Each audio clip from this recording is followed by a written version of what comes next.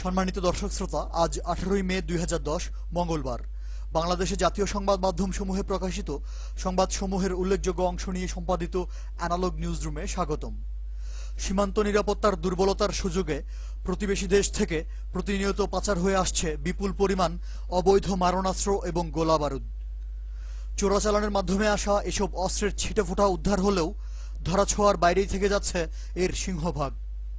মাত্র কয়েকদিনের ব্যবধানে কুমিল্লার বরুড়া এবং মেহেরপুরের গাংনীতে বিপুল পরিমাণ গোলাবারুদ ও গান পাউডার উদ্ধার হওয়ার সংবাদ ছেপেছে ভোরের কাগজ, নয়াদিগন্ত, কালের কণ্ঠ, যুগান্তর, আমাদের সময় ও যায় দিন। চাঁদাবাজি, টেন্ডারবাজি, ঝুট ব্যবসার নিয়ন্ত্রণ, এককাধিপত্য বিস্তার এবং টিআর কাবিখা প্রকল্পের ভাগবাটোয়ারাকে উপলক্ষ করে জেলা শহর মুন্সিগঞ্জ, মানিকগঞ্জের দৌলতপুর, যশোরের শার্শা এবং নারায়ণগঞ্জের ফতুল্লা ও রূপগঞ্জে ক্ষমতাসীন দলের বিভিন্ন গ্রুপে পাল্টাপাল্টি সংঘর্ষ এবং গোলাগুলিতে হতাহতের সংবাদ করেছে সমকাল, যুগান্তর, কালের কণ্ঠ, আমার দেশ, যায় দিন, ভোরের কাগজ, শীর্ষ নিউজ, আমাদের সময় এবং নয়াদিগন্ত।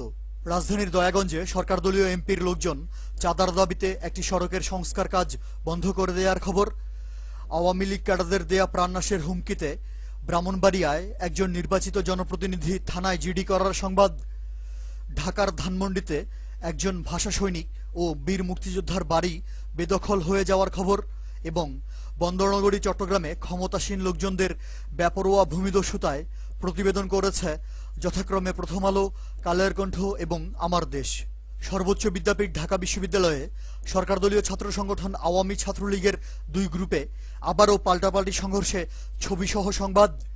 দিনাজপুর বিজ্ঞান ও প্রযুক্তি বিশ্ববিদ্যালয়ে ছাত্রলীগের একাধিক গ্রুপে হামলা হামলা।